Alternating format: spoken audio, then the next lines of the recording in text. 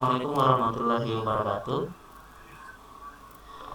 Eh, untuk hari ini kita masih masuk di orbit satelit, tapi sebelum kita masuk di orbit satelit, saya flashback dulu.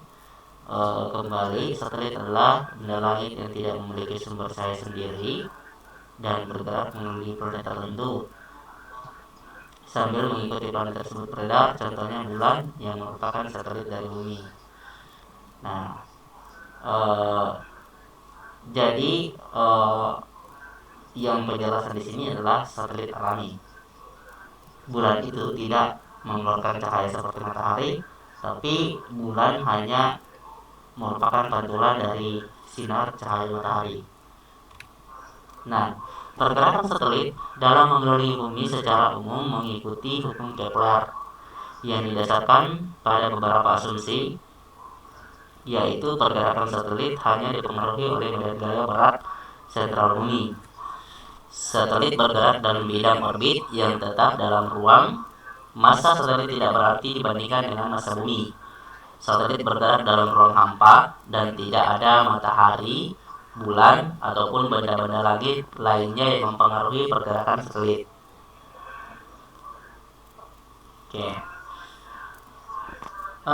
Untuk kecepatan orbit satelit, karena satelit di atas itu juga berbeda-beda kecepatannya, tergantung ketinggiannya. Kalau biasanya Leo itu untuk mengitari bumi bisa saja dalam sehari itu bisa 3 kali mengelilingi bumi yang berada di Leo. Nah, kalau satelit yang berada di Neo itu bisa 1 sampai 2 hari untuk mengelilingi bumi. Sedangkan yang berada di Geo itu sudah pasti mengelilingi bumi dalam 1 hari. Ketentuan untuk pembentukan satelit buatan bahwa pusat orbit satelit harus bertepatan dengan pusat bumi atau satelit harus bergerak dengan lintasan berupa lingkaran besar yang mengelilingi bumi. Jadi satelit itu sebelum diluncurkan juga itu sudah diatur orbitnya sama dengan bumi kita. Bumi kita juga itu berputar pada porosnya, ada lintasan yang dilalui. Nah, apakah satelit bisa saja lepas dari lintasan tersebut? Ya, bisa. Tergantung pengaruh dari medan magnet bumi atau pengaruh benda-benda langit yang di sana. Misal asteroid atau meteor bisa saja mempengaruhi aktifnya satelit di atas. Kecepatan orbit suatu satelit adalah kecepatan yang diperlukan untuk menempatkan satelit ke orbitnya di sekitar bumi. Jadi satelit yang kita luncurkan dia hanya mengelilingi bumi di atas, tidak mengelilingi planet lain, kecuali kalau satelit yang memang ditujuankan untuk meneliti planet lain itu baru bisa. Nah, besar kecepatan satelit itu dihitung juga dengan rumus. Nah, untuk revolusi satelit di sekitar bumi, gaya tarikan gravitasi berlaku sebagai gaya sentipetral, yaitu, nah, dapat dilihat gambar di sebelah kanan.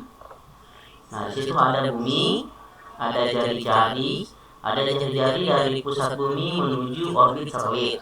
Ada juga jari-jari untuk bumi saja. Nah, ada juga jarak antara permukaan bumi dengan orbit satelit. Nah, permukaan bumi itu adalah H sampai dengan orbit satelit, sedangkan jari-jari itu dari pusat bumi ke orbit satelit. Nah, kalau jari-jari bumi saja itu hanya di bumi saja. Nah, dapat dilihat rumusnya mv kuadrat per r. M ini massa dari satelitnya. Mv ini adalah kecepatan dari satelit. R ini adalah jari-jari dari orbit ke pusat bumi. Nah,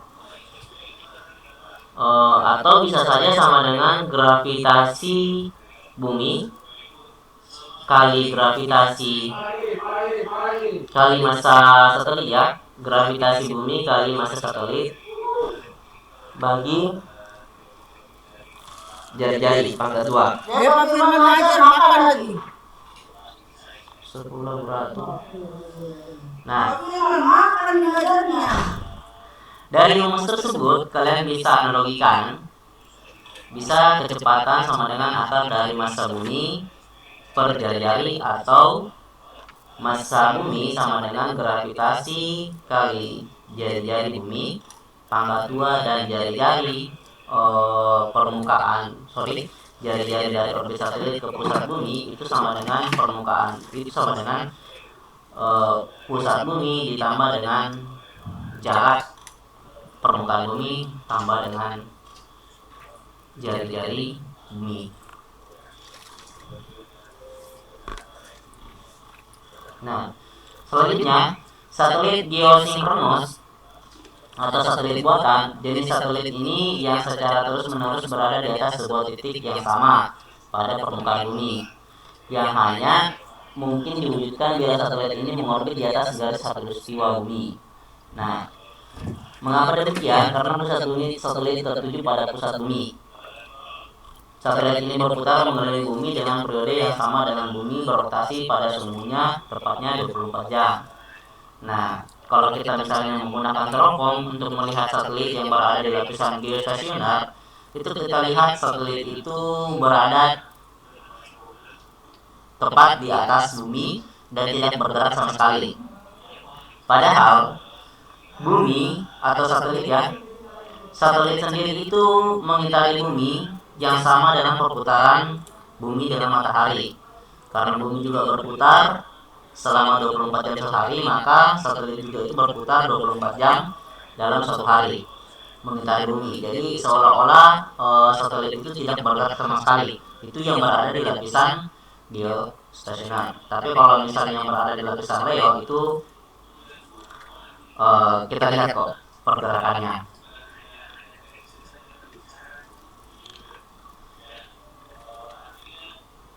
Lanjut di orbit polar. Orbit polar ini merupakan satelit yang mempunyai inklinasi atau penyimpangan sebesar 90 derajat dari orbit geostasioner. Satelit berorbit polar sangat bermanfaat untuk mengamati permukaan bumi karena satelit mengorbit dalam arah utara selatan dan bumi berputar dalam arah timur barat. Maka satelit mengorbit polar akhirnya akan dapat mengelilingi mengelilingi seluruh permukaan bumi. Karena alasan tersebut, maka satelit pemantau atau lingkungan global seperti satelit Indra dan satelit cuaca umumnya mempunyai orbit polar. Nah, orbit navigasi juga di sini. Satelit navigasi juga bergerak di orbit polar. Nah, sedangkan orbit eliptikal ini kalau contoh gambar di samping bahwa ini sama dengan bumi mengelilingi matahari. Nah, bumi juga mengelilingi matahari itu menggunakan orbit eliptikal. Nah, kadang bumi juga mendekat dengan matahari, kadang menjauh. Makanya terbagilah musim. Satelit dengan orbit elips merupakan satelit yang mengorbit dengan bentuk orbit yang elips terhadap bumi. Dengan bentuk orbit yang elips tersebut, maka menghasilkan suatu jarak yang tidak sama atau tidak sinkron pada setiap posisi dengan permukaan bumi.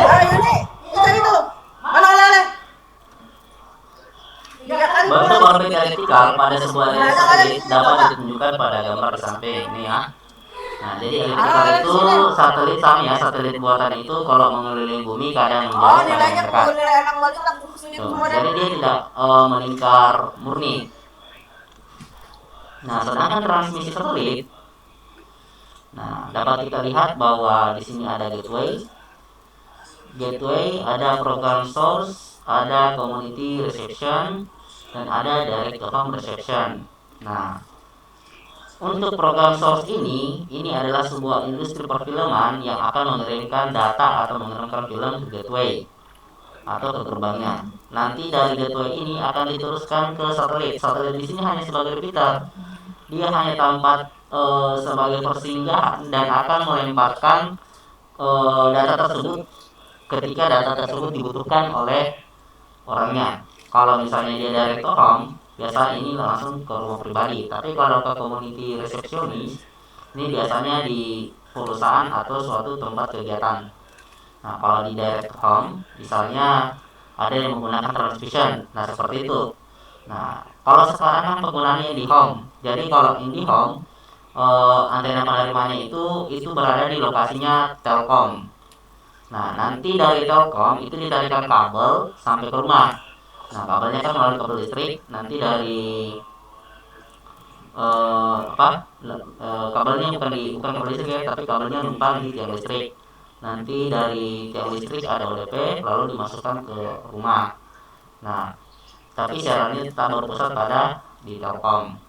Nah, kalau misalnya kita menggunakan transmission, biasanya kita menggunakan parabola seperti ini. Nah, itu ya. Biasanya mungkin kalian biasa nonton yang live streaming, contoh kalau misalnya kita nonton bola ya, misal PSM yang main di Makassar, tapi waktunya misal yang nonton di daerah eh, Papua atau di Jakarta. Jadi waktunya itu mengikuti zona Makassar. Jika Makassar jam 6, itu tetap akan mengikuti zona waktu yang ada di daerah tersebut. Nah, kalau misalnya di Papua jam 7, tapi di Makassar jam 6, maka tetap sesuai jamnya dan sesuai waktunya, namanya saja live streaming.